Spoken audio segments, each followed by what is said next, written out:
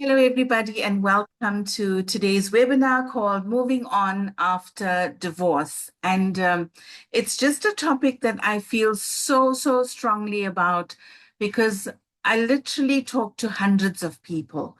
And when I see people who are divorced, they've been divorced, whether it's recently or whether it's a few years gone by, and I can feel the pain and I can see that feeling of being stuck and not knowing where the support is or what the next steps are.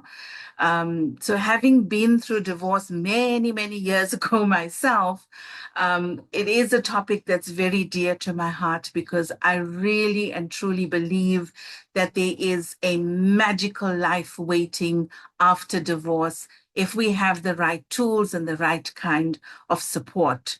So for those of you that don't know me, I'm Cass Naidoo. I've been coaching now for 24 years.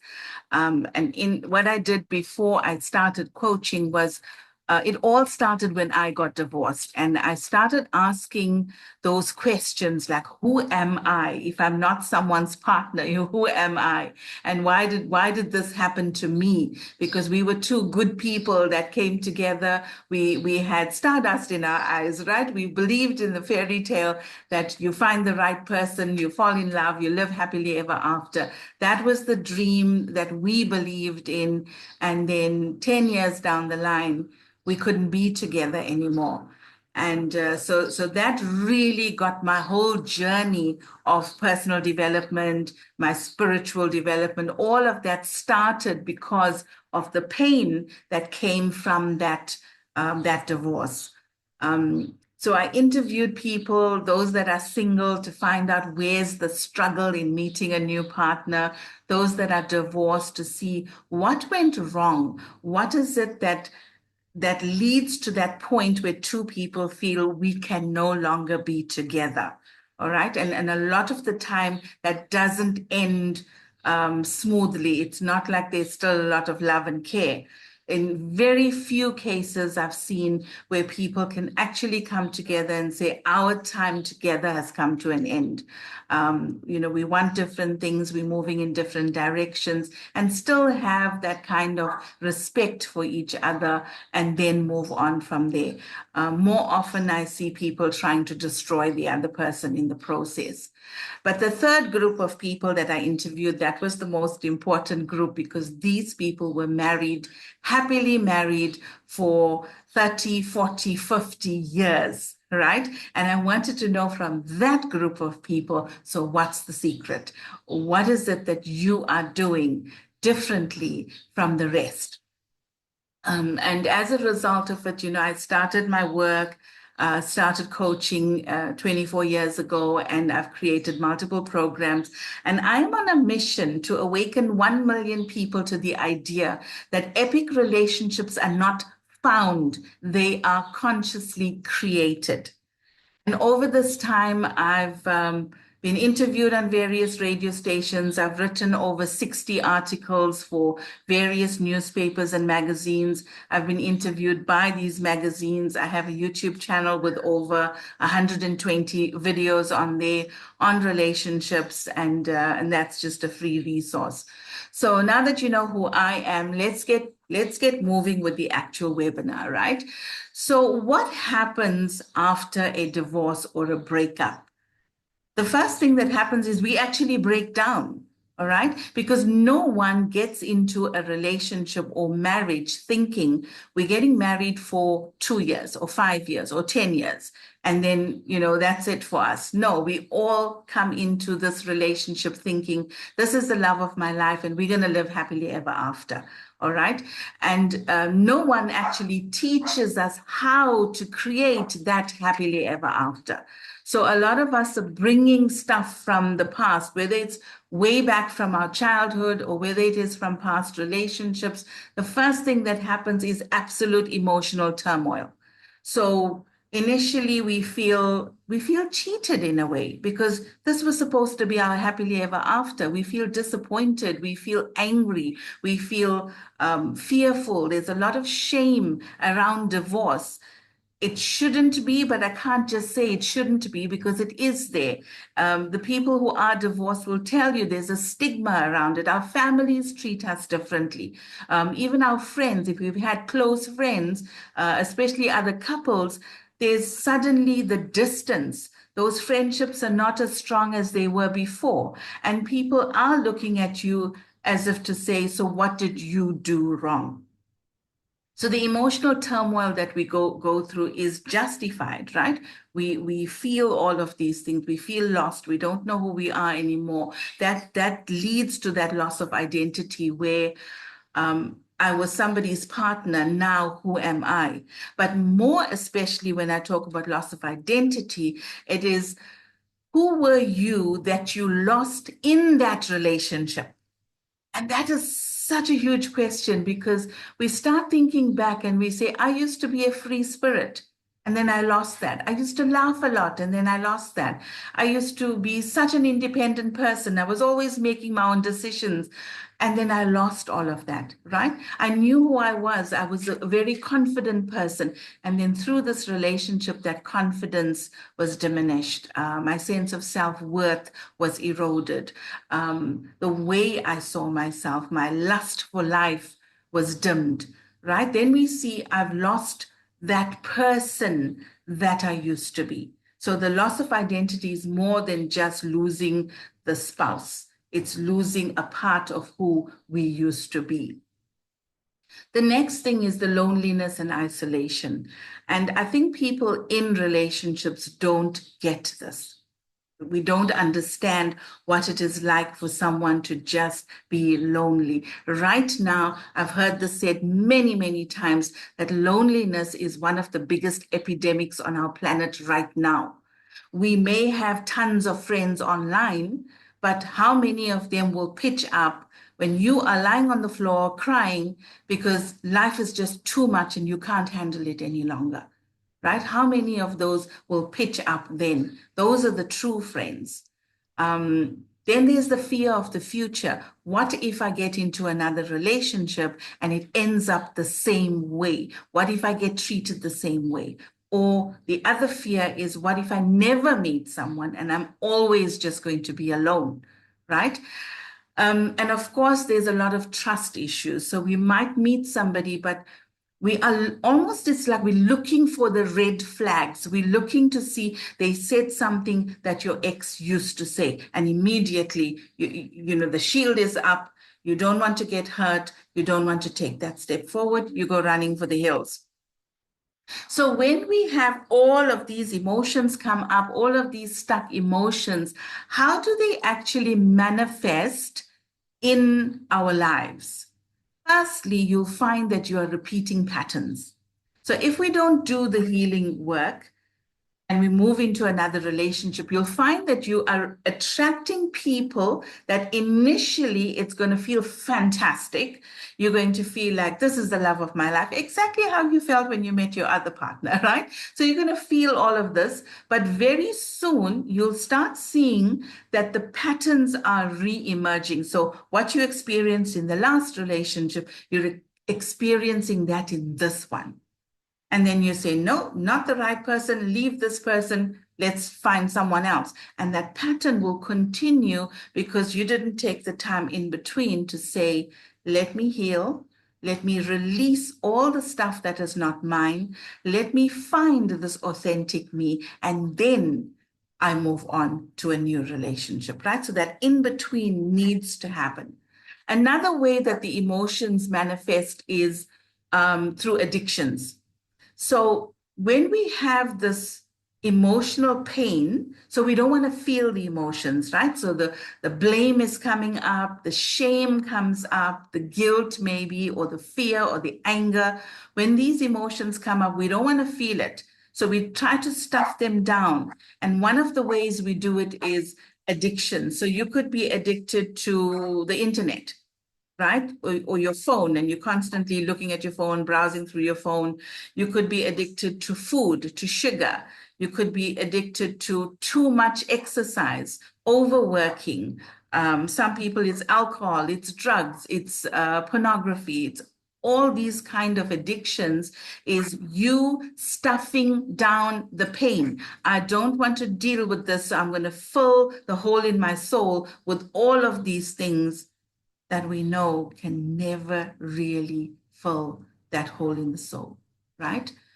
Um, and then it also manifests as self-isolation. So there are opportunities to go out and meet people. There are opportunities to do things. In a world of 8 billion people, we can never really be alone unless that is our choice, right? So the isolation is often self-imposed. It's just safer to be here. It's more comfortable to be in my own home. I've created the safe space for myself where no one else can come in and hurt me. So I'd rather be here than out in the world where I can get hurt.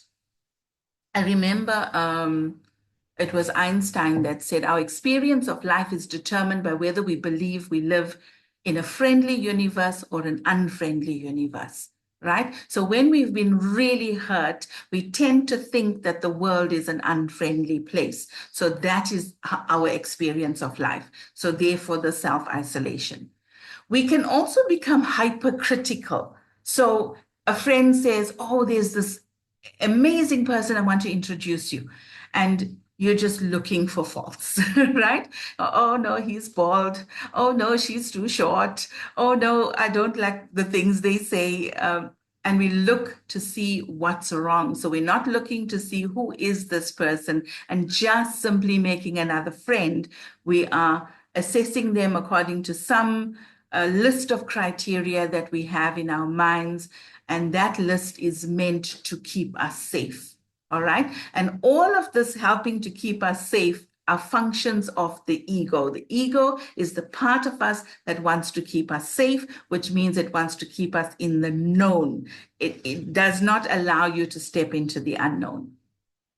Then there's avoidance behavior, and most of the time this shows as overwork. So we take all our time and energy and we put it into work, or we take all our time and energy, we put it into our kids, anywhere else, so that we're not available for new love.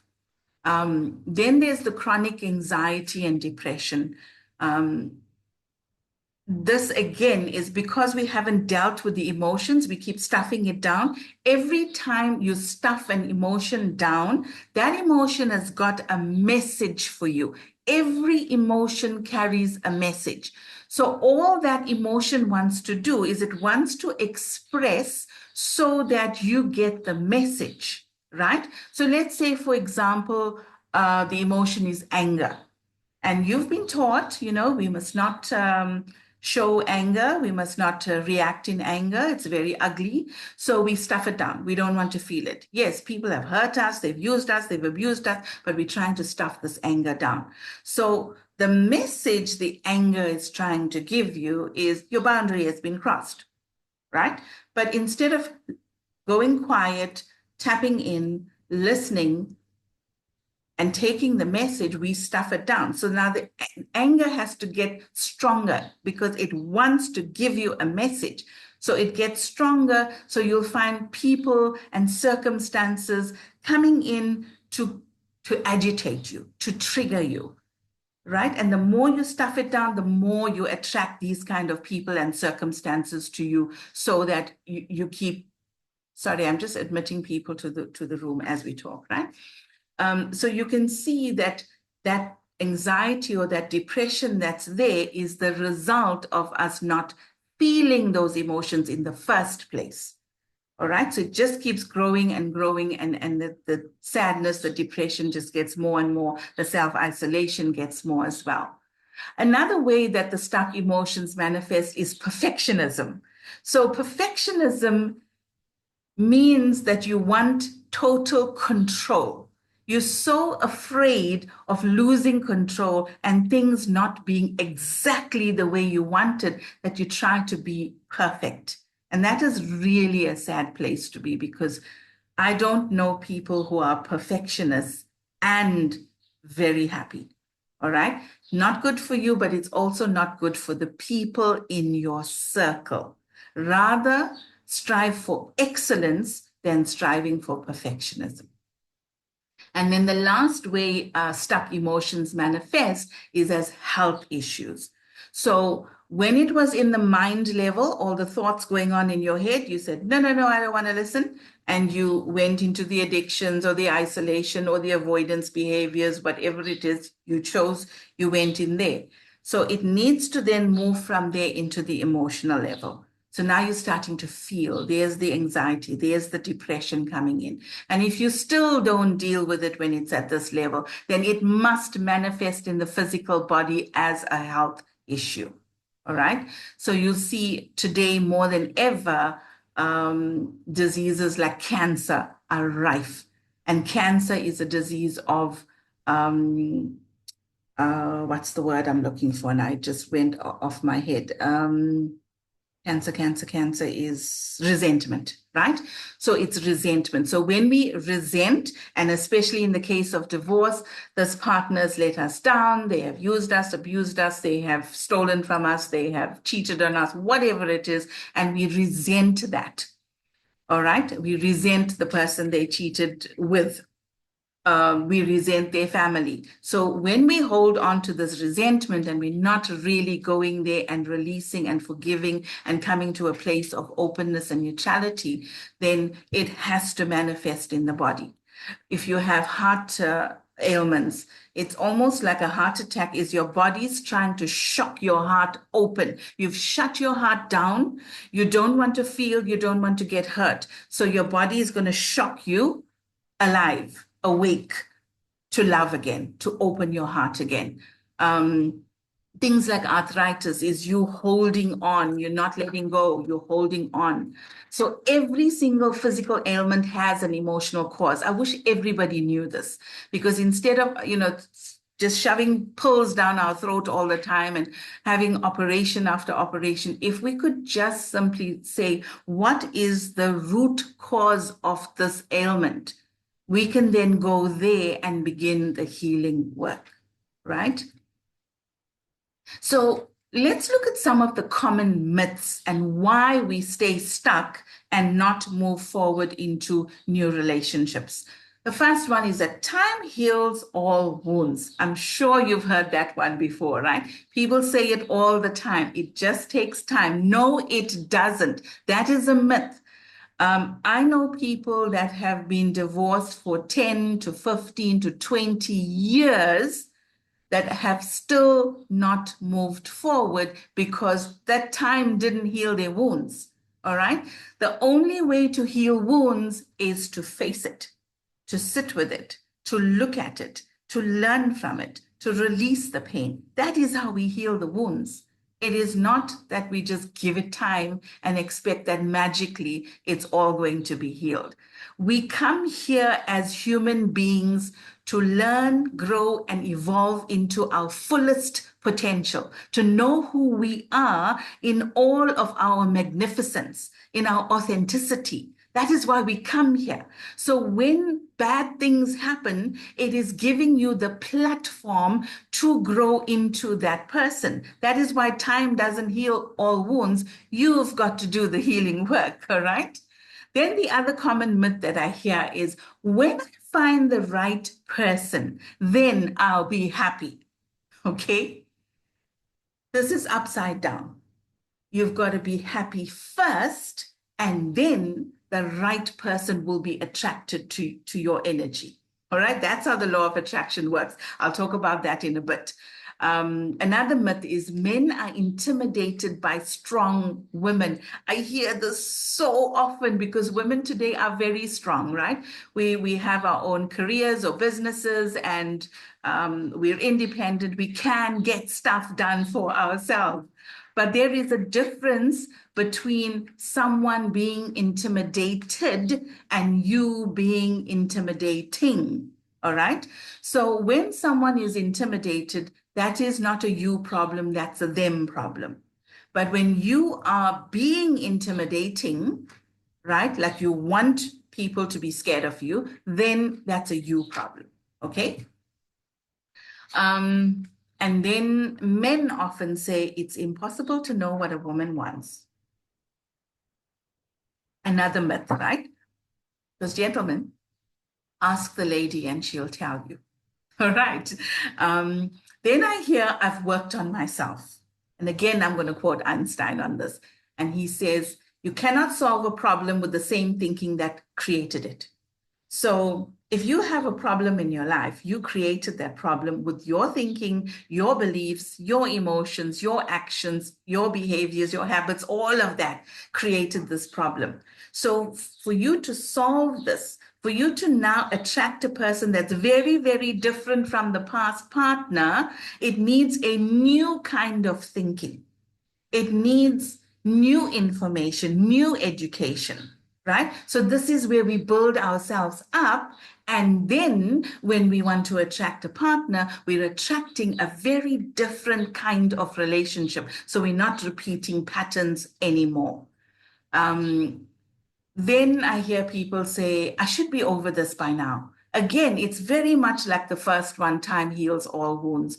You'll be over it when you've done the work. It's not just going to automatically happen, because then you would have missed the opportunity to grow into your potential. And then the last common myth is just be positive. Now, I'm not saying you've got to be negative, but what I am saying is you've got to be authentic. Because if you're just putting on a mask of positivity all the time, so everywhere people see you, you're just so positive, and, you have all these positive sayings and you surround yourself with all of this.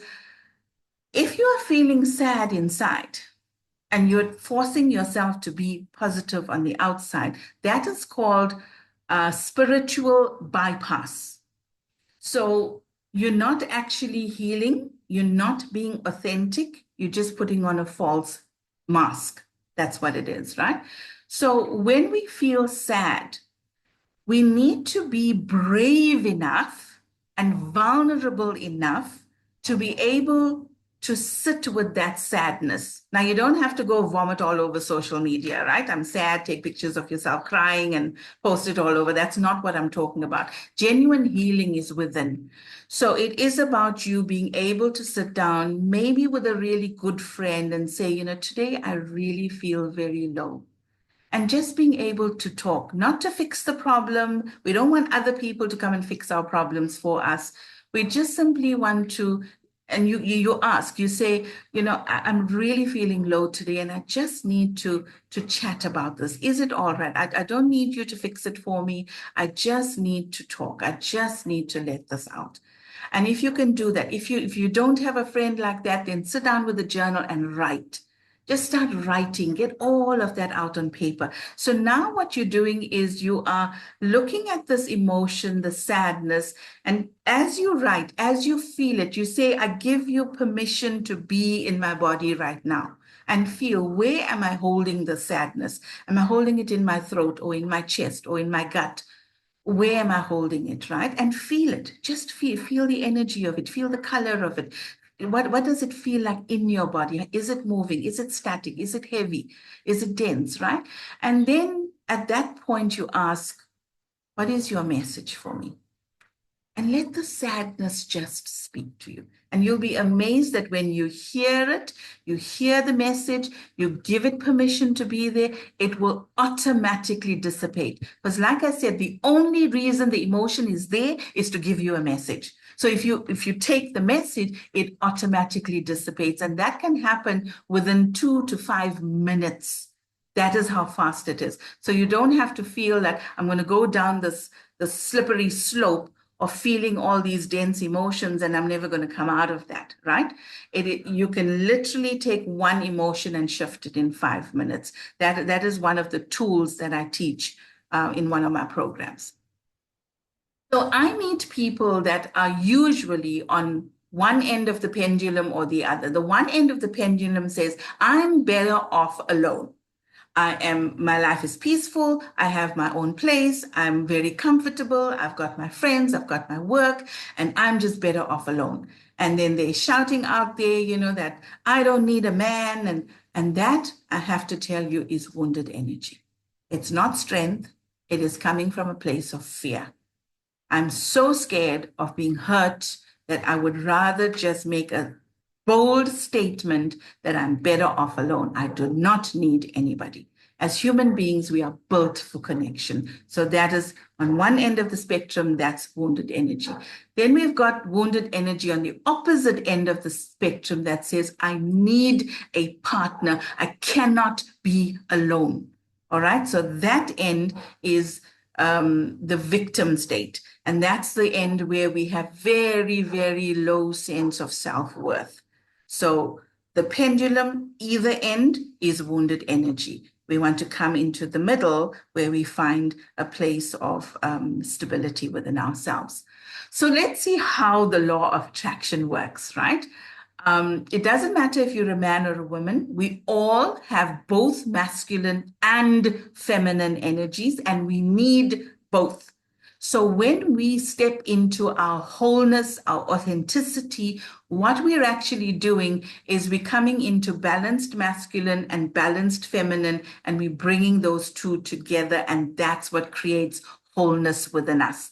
So as I go through these, just make a note in your mind to see where you are and where you are dominant, maybe. Now, we all have, most of the time, we have all 6 elements, right? Some will be more than others, but just look at it and see where you're at. So excessive masculine energy is the one that always has to be in control. Initially, I'm going to say he and she, but it means masculine and feminine. It doesn't matter if it's man or woman, right? So the excessive masculine is saying he can show up initially as being very charismatic. He's usually someone that is very successful, but he is extremely controlling to the point that if he does not get his way, he will become abusive. He will control to the point that all your freedom is gone. So maybe you've experienced that, or it's someone you know. The excessive masculine usually attracts the wounded feminine, the opposite of that. So the wounded feminine is the one that says, I can't do this. Please help me. Please do this for me. Has a very low sense of self-worth. She's the people pleaser. She wants to make everybody happy. She can't stand it if anybody's unhappy or angry or anything like that. She just wants to pave the way for everybody, right? So she does too much. She gives too much. Then we've got the excessive feminine, and this is the one that is manipulative. That is, I want what I want. I want it when I want it, how I want it. All right. I'm not going to compromise. She's demanding. She's the diva. That is excessive feminine. And the excessive feminine usually attracts the wounded masculine. And the wounded masculine is the one that cannot take the lead, cannot make decisions. A lot of the time he has problems at work. Sometimes he will also have financial issues. So you can see how the opposites attract again. So she draws him in because she knows she can manipulate him, right? She can get him to do whatever it is she wants. But then she gets angry because he's not stepping up into his full masculine energy. So you can see the unhealthy, toxic relationships in the X. So when we look at ourselves and we release the excessive energies and we heal the wounded energies, then we come into balanced masculine and balanced feminine. All right. Now, when you're in your balanced energy, wholeness, authenticity, then the law of attraction says like energy attracts like energy. So you're going to attract someone else that is also authentic and whole. Now, there's one little trick here.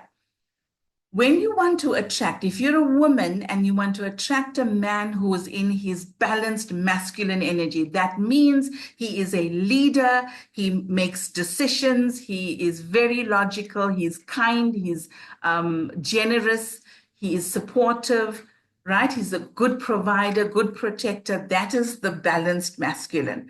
So most women, when they hear that, they say, I want a man like that, right?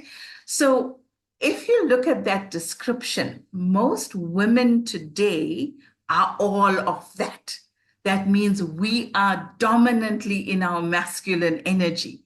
So when a masculine man and then a woman in her masculine energy come together, it's like two positive ends of a magnet. So, you know, a magnet needs positive and negative to attract. So there's no attraction. In fact, it repels, it pushes apart.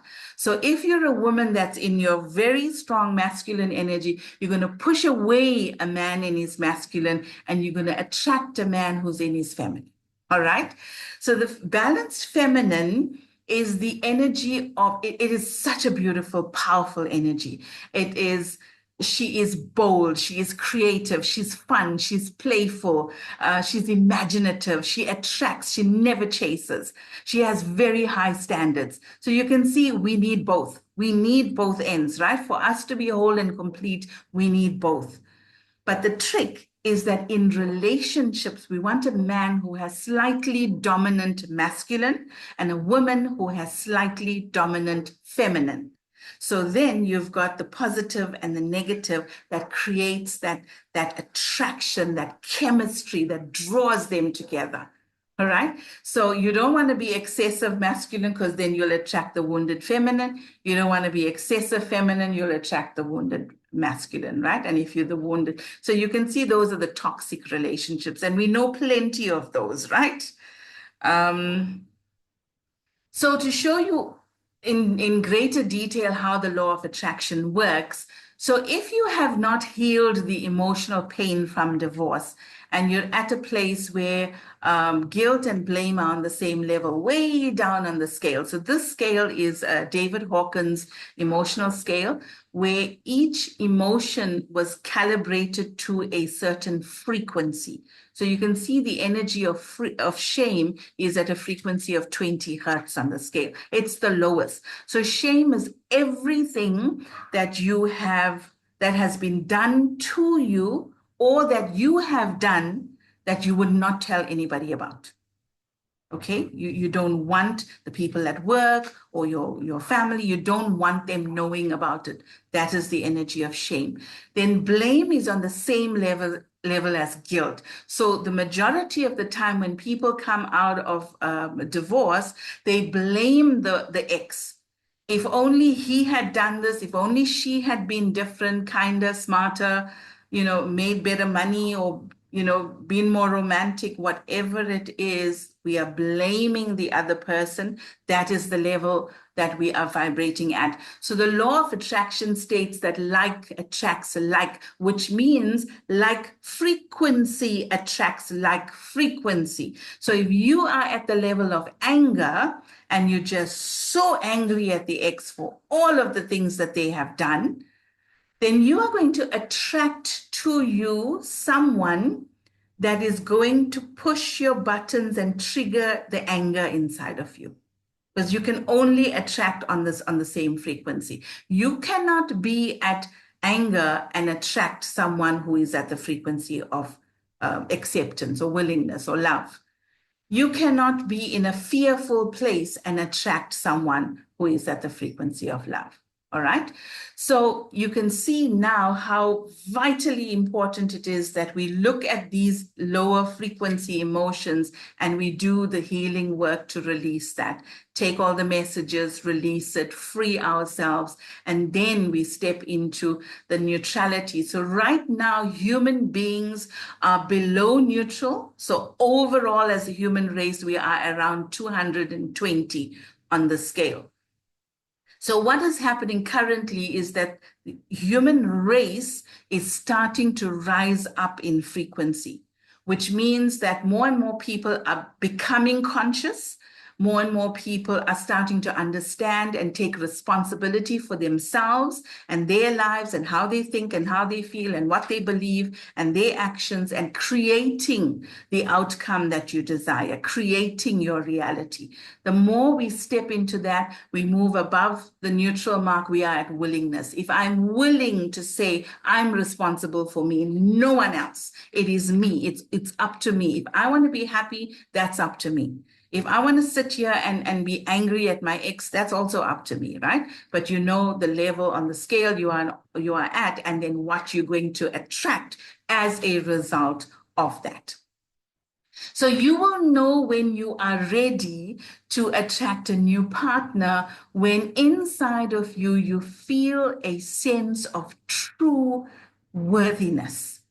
That is the balanced feminine energy. The divine feminine is a sense of worthiness. It's the energy of the queen, where you feel that I know who I am worthy, I will not settle for anything less than what it is I desire, and I will not chase it, I will draw it to me. Can you see that energy? It is so beautiful, all right? And you'll know you're ready when you feel free to be authentic. And again, authentic is not positive all the time. Authentic is real. It is real. You claim all of your power, but you're also vulnerable enough to say, these are the areas where I'm struggling and I need to do more work. That is real and authentic. So it doesn't mean you have to be completely at that place where you are 100% whole, 100% authentic to attract a partner. When you're doing this kind of work, you attract a partner who's also willing to do the work. If you're responsible for yourself, you're going to attract a partner who feels that they are responsible for themselves. So together you can see that you're going to still grow, you're going to still evolve, but you're doing it together. All right, with a common vision of what you want to create. You are living your purpose with passion. That means you're not waiting for someone to come in and complete you or make you happy. You're already happy. You're already living your life. You know what your purpose is. You're excited about life. You love life. You love who you are. You have good friends around you. So you're living a full life. Can you see how attractive that will be to another high frequency person, right? As opposed to when we're sad, when we're depressed, when we're angry, when we're blaming, that's going to attract on a very low frequency, and you're not going to like that relationship that comes in on that level. And then lastly, it's like you're ready to co-create an epic relationship. Like I said right in the beginning, these epic relationships are not found, they are created.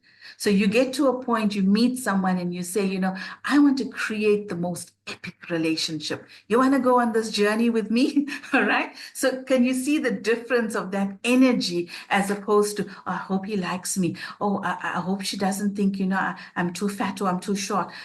So we are there, we're authentic, we're open, we're just being ourselves, we're attracting someone who is a match to that frequency. So let's talk about the next evolution of relationships. Now, this is the thing I'm most passionate about. This is my purpose in life. This is the message that I want to spread to as many people as I can reach with this. The new kind of relationship is nothing like the relationships we've seen in the past. If we go way back in time, relationships were almost like an economic transaction, right? It's like the woman came in and she took care of the home and the children, and the man went out and he earned the money and he brought that home, and they had their roles, and she didn't interfere with his role, he didn't interfere with her role, and they lived in that way. Today, we don't have relationships like that because both people can actually take care of themselves. So we're looking for more. Now we're looking for connection. Now we're looking for, can we grow together? Can we create something truly epic? So in these kind of conscious relationships, you have deep connection. You are not afraid to be authentic. You don't try to fix the other person, and they don't try to fix you. You are there because you know that you have a path to walk and that is unfolding towards your fullest potential, and they are on their path. You support each other, but you don't control or you don't try to fix the other person. So the mutual support is there. Okay, so I want for my partner what they want for themselves, not what I want for them. Okay, so a lot of times I see people getting into a relationship and they can see the red flags and they say, no, no, no, no, I'll change them later. All right, so they get into it in the hope that those things are going to change. If someone is a womanizer and you get into a relationship with him, he's still going to be a womanizer. All right, that was the red flag. If you have a high standard, you're going to say no to that. You're going to say, that's not my person. All right. If a woman is constantly putting you down, she's not going to suddenly change after you get married. That's not your person. And we have to be brave enough to say, I know who I am. I know what I deserve. I know what I'm worthy of, and I'm not going to settle for less than that. So in conscious relationships, we do not settle, but we are not here to change the other person, to control the other person. We have complete freedom to be authentic. We come together and we say, hey, do you want to walk this path with me? I like you. I'm attracted to you. So what kind of relationship would you like to create? And then you tell them your dream of this amazing relationship. And then you listen to their dream of an amazing relationship. And you say, okay, how can we negotiate? Oh, this one is a little bit different. How do we negotiate here? Right? How do we make some compromises here? This is how we grow in relationships into that fullest potential. It provides us with that platform for our growth. So new relationships are about each of us doing the work on ourselves. And unfortunately, this is why I don't believe in couples therapy, right? Because in couples therapy, the majority of the time, it's like, we hear each one is trying to win the therapist over and say, you fix him, and he's saying, you fix her, and then we'll be happy. All right. So here in conscious relationships, we focus on ourselves and we see, how can I be the best version of myself that I can possibly be? Because you're the common denominator in every area of your life. When you're the best person you can be, you're the best in your relationship, but you're also a better person at work. You're a better person in all of your relationships. Right? Whether it's work, friends, kids, parents, siblings, all of it, everything improves when you focus on that relationship with yourself. So the 3 keys to epic relationships, the first thing is you've got to make the decision that this is what I want and I will not settle for anything less than that. All right. I'm prepared to do the healing work. I'm prepared to educate myself, because we have to admit no one ever teaches us how to create truly amazing relationships that are mutually loving and mutually supportive. Nobody teaches us how to do that. No one teaches us how to resolve conflict when it happens. No one teaches us how to ask for what it is we want, how to ask for support when we need it, how to give support to the other person. All right. So we must be willing to do that. And then and only then do we say, now I am ready to attract a new partner into my life and create this absolute epic relationship, right? The world does not need more mediocrity. We do not need more struggle. We do not need relationships that are toxic, where people are together because they feel financially it makes more sense to be together, but they can't stand each other, right? We don't need more of that in the world. We need more love. We need more unconditional love.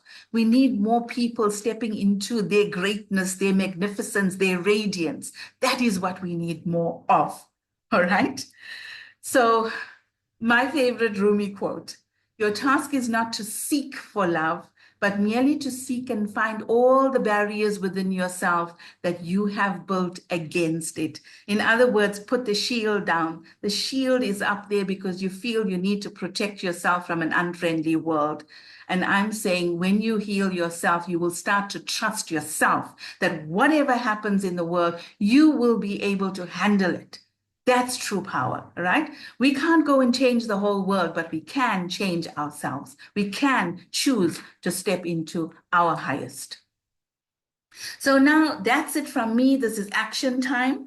I have some free resources. I've got a YouTube channel and a Facebook group called The Love Evolution. So you can subscribe to the YouTube, join the Facebook group. I'm always putting in new content there, videos, articles, and so on.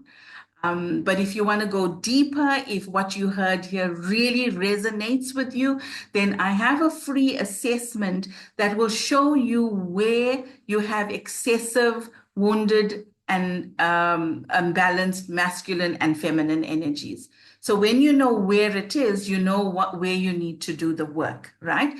After you've completed the assessment and emailed it back to me, I'll give you a complimentary 30-minute session where I'll discuss the results with you. And then from there, I'll give you an overview of the Consciously Creating Epic Relationships program. So if you want to go deeper, you can then take that step and get on that program as well, right?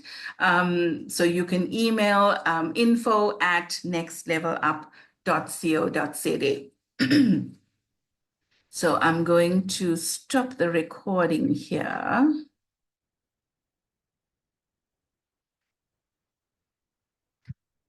If I can find it.